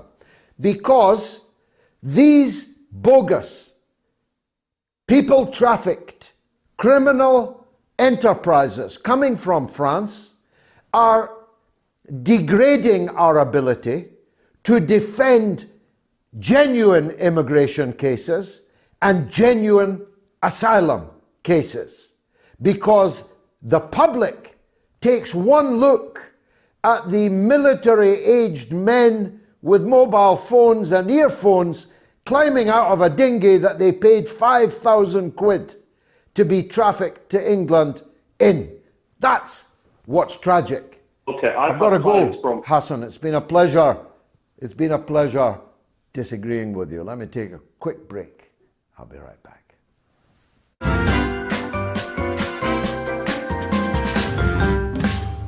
Together is a new app combining unique ways for you to search, discover, and share with others near you and everywhere around the world.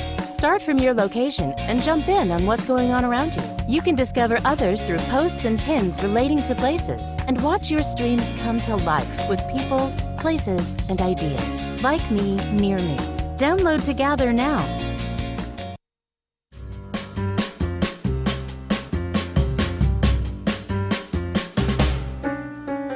We're charting now with our podcast in 130 countries and territories around the world, and we're in the top 10 in the United Arab Emirates, Indonesia, where we're number 1, Croatia, Egypt, Pakistan, Sri Lanka, Poland, and Nigeria, and even the Cayman Islands, even the tax dodgers. There's new episodes every Tuesday and Friday. You can listen to the very best of MOATS anywhere and at any time. You can also get the episodes a day earlier if you are a supporter of mine on Patreon.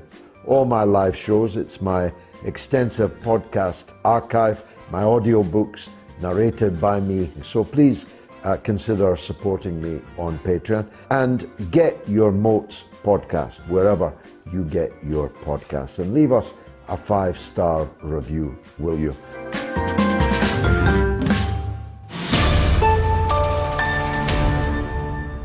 You will like War of the Worlds.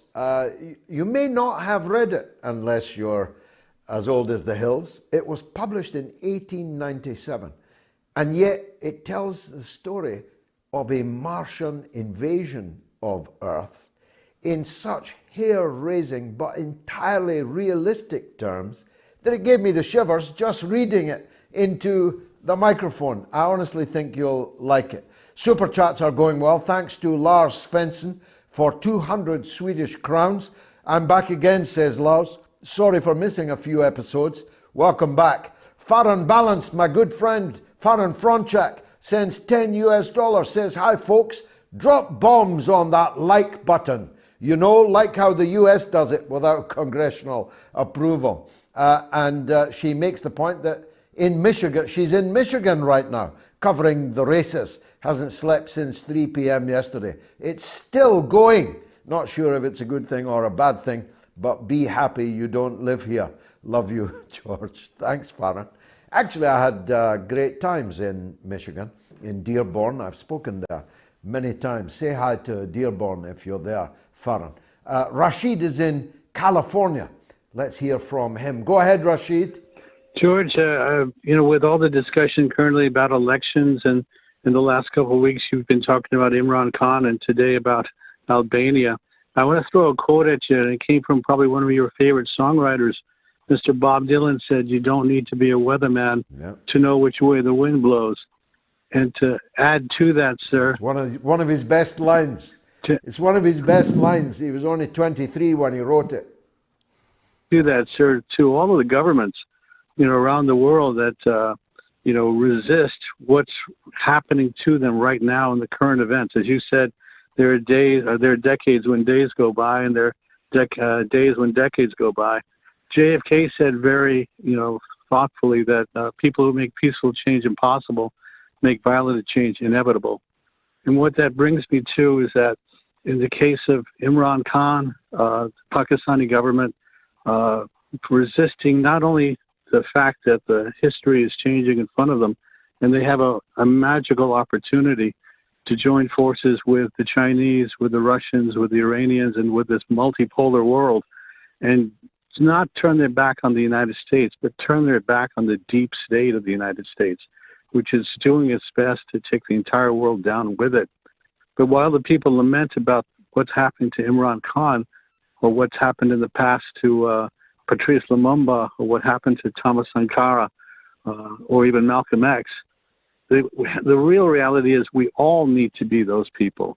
We all need to stand up in unison and, fight for these causes.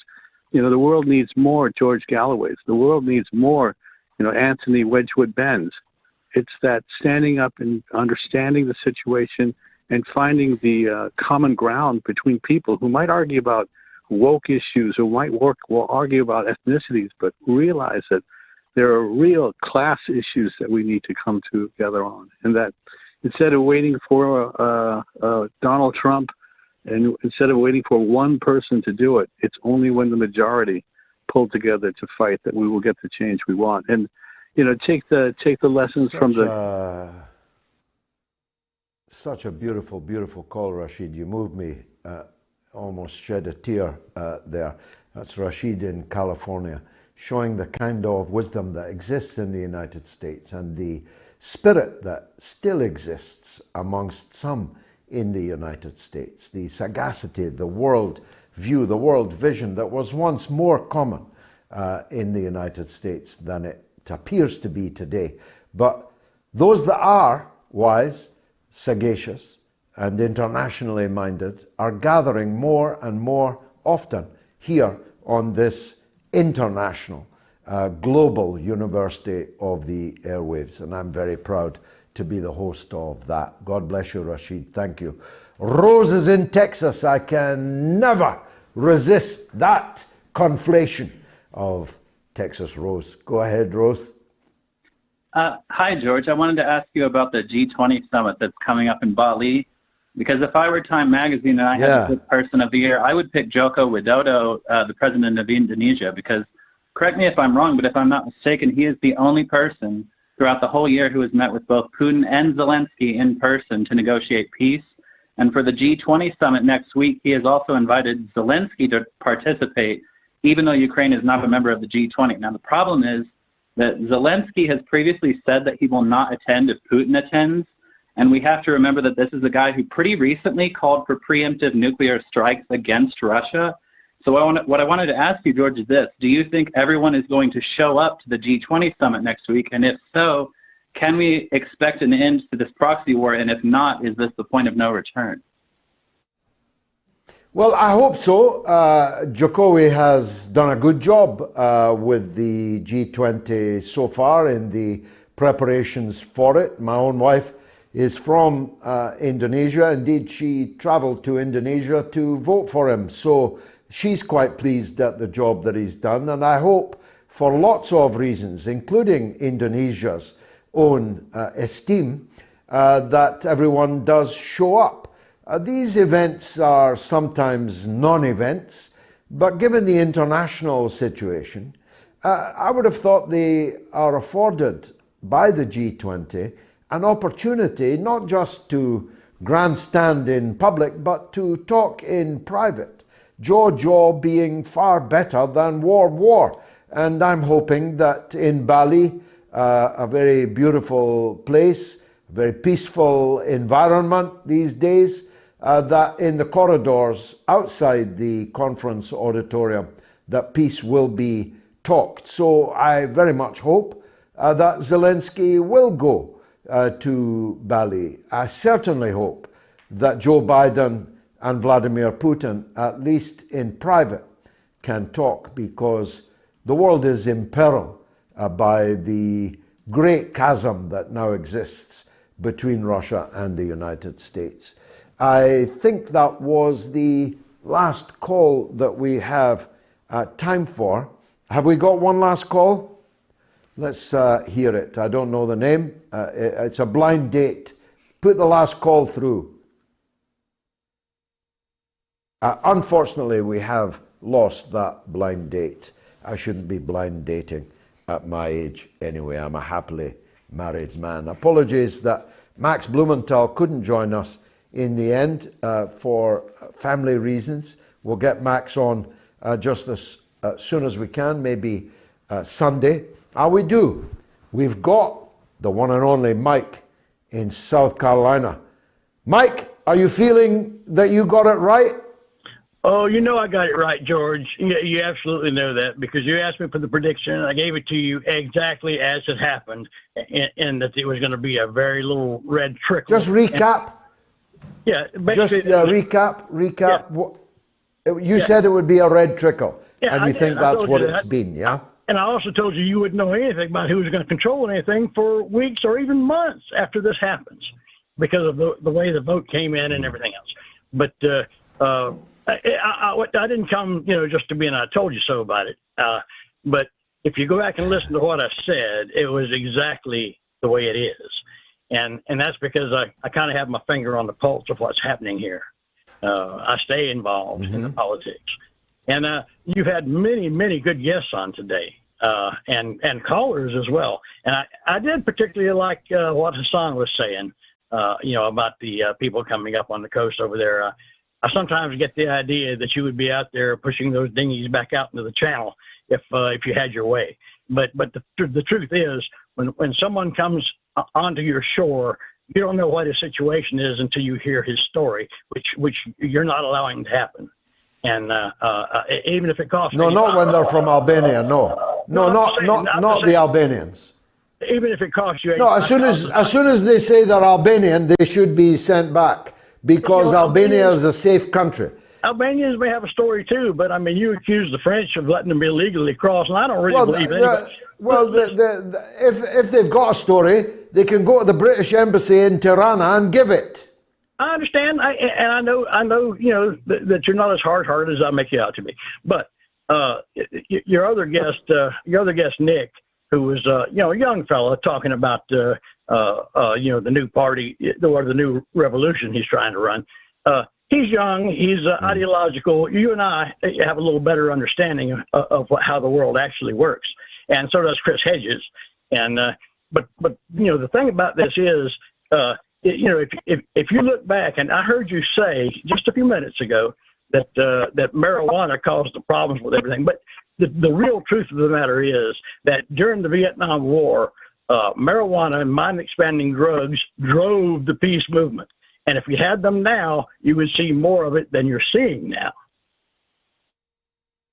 Wow. You and I are going to have a culture war, but it'll have to continue in the next show, Mike. I personally think the stupefaction of the masses, never mind altering their minds with mind-altering acid-type compounds, is a disaster and has been a disaster for generations of people. But hey, as Oscar Wilde said, we are, after all, two peoples divided by a common language. Thanks, Mike, for that call. And you are entitled to say, up to a point, Lord Copper, that you did tell us so.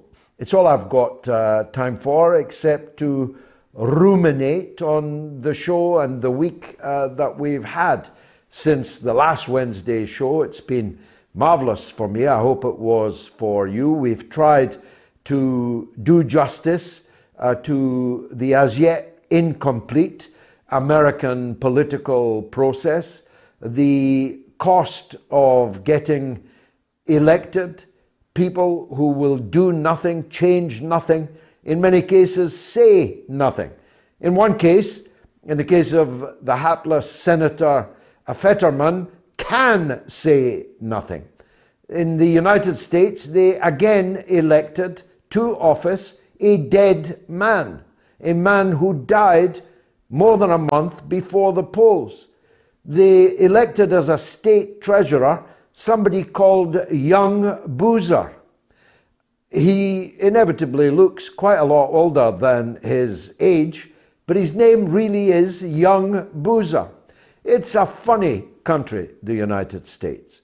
I don't hate it. I have American blood in my veins.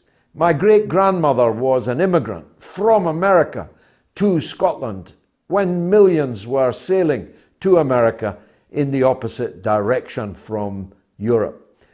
Many of my icons are American. One was mentioned earlier, Bob Dylan, but Muhammad Ali and all these great achievers in the United States, great writers. Mark Twain, I have all of Mark Twain's books on my shelves. Robert Frost, Many Miles to Go Before I Sleep, and so on. The idea that I am anti-American is perfectly absurd. I love Americans like Rashid in California, learned Americans, world-conscious Americans, Americans that realize that behaving like the biggest and most savage beast in the jungle merely reduces all of us to animals. It merely reduces all of us of our humanness. And I don't believe that God intended us to be animals or to behave like them. I believe that God gave us a conscience to know the difference between right and wrong, gave us empathy to be able to feel what other people are feeling and to respond to it and to be kind to each other. That's just my personal credo. I realize that I might not get there with you, but I have seen, I've been to the mountaintop, and I have seen the promised land. I have a vision of how the world can be, and I will continue to argue for it if necessary, to fight for it for as long as God gives me breath.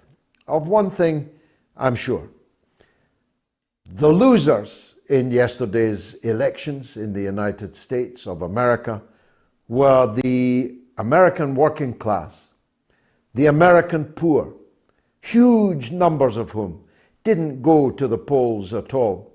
No amount of television advertising could encourage them to get off their sofa to go and vote for one cheek or other of the same backside.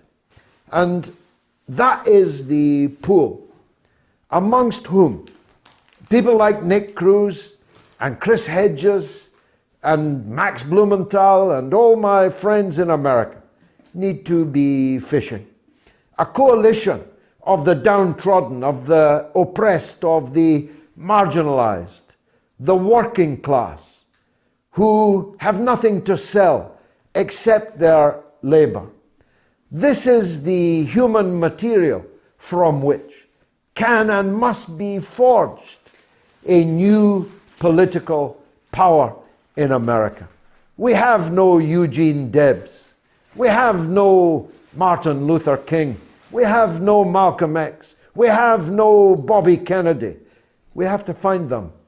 But above all, we need to do it, leaders or not. We have to make do with the leaders that we've got and make them better leaders by supporting them, by getting behind them, and by encouraging them into action. I'll be back again, God willing, on Sunday at 7 p.m. UK time. Make a note of the difference in time, please. 7 p.m. on Sunday for the Sunday edition of the Mother of All Talk Shows. Thanks for everyone who supported the show, especially Ravi, 220 KM, and Together. Please support both of them. Download the apps. Visit the websites. Good night.